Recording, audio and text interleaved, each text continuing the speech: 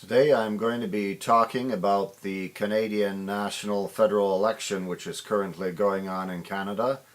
Many people throughout the world probably do not know that there is a national election going on in Canada because the focus of the world has been on the US presidential election race between Barack Obama and John McCain. Specifically, in terms of the Canadian election, I'll be talking about the platform, or rather the non-platform, of Canadian Federal Liberal Party leader Stephane Dion. Stephane Dion, of course, is one of these Algorian types who's got his panties in a knot over the issue of global warming. But one of these things, these global warming types, the ones who think that global warming is caused by CO2 emissions, how do they explain that global warming is also occurring at the Martian North Pole and the Martian South Pole?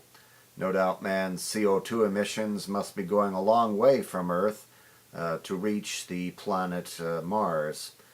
It's never occurred to these types that in the last few years the rays of the sun have been hotter than they've been at previous points in history, and that maybe it's the warming rays of the sun that might have something to do with global warming rather than man's CO2 emissions. These people could also just take a look at history.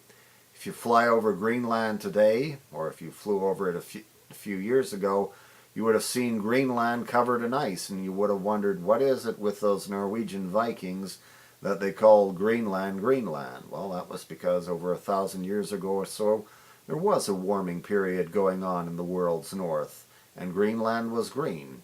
And parts of northern Newfoundland and northern Labrador, which are also extremely cold these days, they called Vinland. They were able to grow grapes. So these trends in global warming have occurred before, but of course there's always lots of Cassandras who like to have something to worry about. And one of these Cassandras is, of course, Federal Liberal Party leader Stephane Dion. Well, of course, what concerns Stephane Dion more the environment is getting elected. So while he's made what he's called his Green Shift plan the central part of the Liberal Party platform, it is depending upon what polls are being released that day. You see, the central plank of Stephane Dion's so-called Green Shift plan is a carbon tax, by which he would put a tax on various petroleum products, on diesel, and also on home heating oil, and also on the products that produce electricity. So that means if Stephane Dion's carbon tax goes through, there would be an increase in the price of transportation, an increase in the price of heating your home, and an increase in what you pay for electricity. Of course, all these things will, of course, amount to higher food costs because it costs more to transport food, and also the things required for growing food the prices will be going up. This is why a number of years ago, when British Prime Minister Tony Blair was asked about imposing a carbon tax in Britain to cut down on CO2 emissions, he said he wouldn't go through with it, that for any politician to impose a carbon tax on his country would be economic suicide for his nation, and in a global economy that country would fall rapidly behind. So Tony Blair noted that no intelligent politician would dare put a carbon tax on his country knowing it would lead to his nation's economic suicide. Well, bearing that in mind, that no intelligent politician would put a carbon tax on his country, this probably explains why Liberal leader Stephane Dion is in favor of it. But as I say, what he calls his Green Shift plan, he describes as the number one part of his Liberal Party platform one day, until polls come out that day showing the Canadian public are opposed to a carbon tax, in which case the next day he comes out and says, no, it's the economy that's important. This Green Shift plan is not a central part of the Liberal Party platform. And then another poll is taken, probably among a bunch of tree huggers in British Columbia, exclusively, who say they're opposed to a carbon, or they support a carbon tax.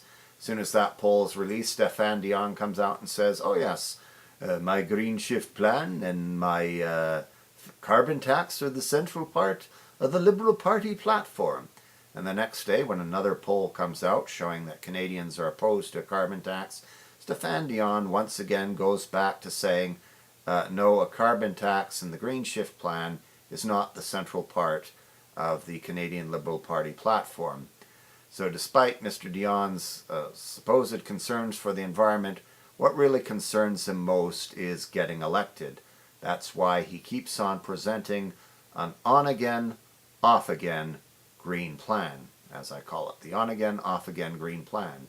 And as I was thinking of the on-again, off-again green plan, I was reminded of a song they used to play in the social dance segment of phys ed back when I was in junior high.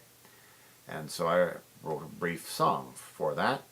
And since a noted Japanese tree hugger, David Suzuki, has come out in favor of Stephane Dion's on-again, off-again green plan, I have another Japanese celebrity who will be giving his opinion of the Stephane Dion on-again, off-again green plan. So without further ado, let's bring in this Japanese celebrity, shall we? Japanese movie star Godzilla.